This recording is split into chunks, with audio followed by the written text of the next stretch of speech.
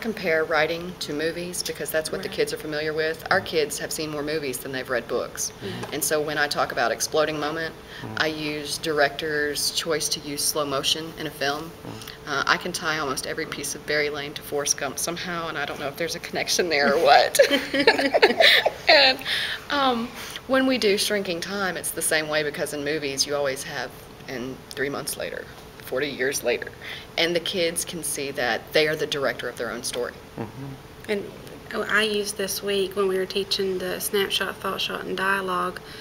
Have you ever seen a movie where two kids are flirting with each other? You know, they like each other, and how do you know that? It's because of the dialogue. It lets you in on the emotion that the characters are having, and without that dialogue, you don't hear the character's voice. You can't get in touch with them, and so a paper that has dialogue in it is going to connect that reader, and it's going to make them want to stay with them versus just a bland, dry paper.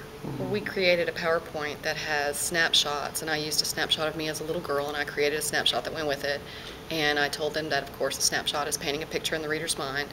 And then we added a thought shot, and I told them that the thought shot was a sneak peek into the into the writer's brain or into the character's brain. That's how I define it.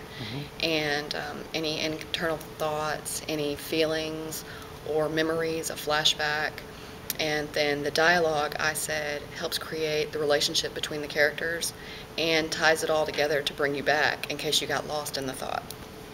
Yeah, like in the movies, like I explained, saying you've seen the movies where, you know, maybe a guy's driving down the roads and you've got your snapshot, you know, you see the landscape and everything looks good.